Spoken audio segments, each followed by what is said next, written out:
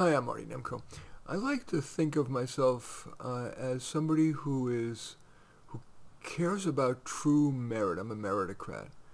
And so even though I'm a guy, if I felt that women were getting the short end of the stick, I would advocate for women. But in recent decades, and certainly acceleratingly so, I think men are being treated unfairly relative to their merit.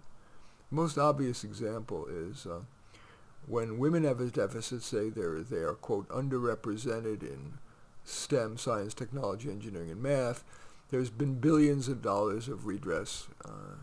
And dare anybody raise a question like the otherwise esteemed president of Harvard, Lawrence Summers, dared say in a private meeting that he thought that maybe that men on average have a greater predisposition toward being good in science and math. He was, despite his august background and his outstanding reputation, and being a liberal, he was a Clinton appointee as a Treasury Secretary, he was summarily fired. Men suffer the ultimate deficit, in contrast with the women getting the tremendous redress for quote, underrepresentation in STEM. Men have the ultimate deficit. We live 6 years shorter, 6 years, and our last decade in worse health. And yet, for the last 60 years, the wide majority of gender-specific healthcare research has been done on women. Double standard, huge. Men are, in the media, news and in the entertainment media, viewed either as boors or clueless. Even commercials show men, only white men of course, shown the way by a spunky woman or minority or both. If they did that to blacks, there would be massive uproar. But white men seem to be an acceptable whipping boy.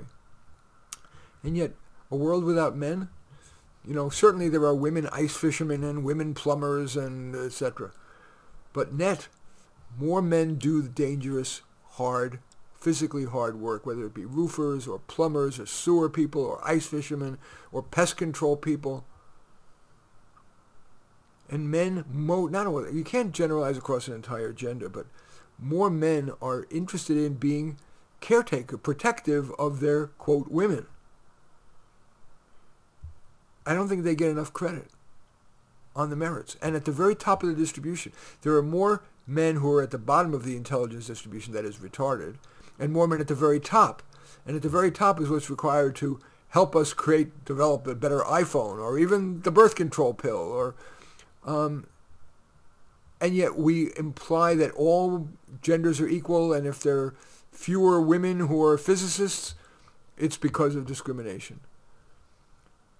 I am an absolute advocate for women and men and mostly merit. My wife is the superintendent of schools of a major county. My daughter is an assistant U.S. attorney in the Department of Justice in charge of prosecuting sex crimes, and I am proud of both of them.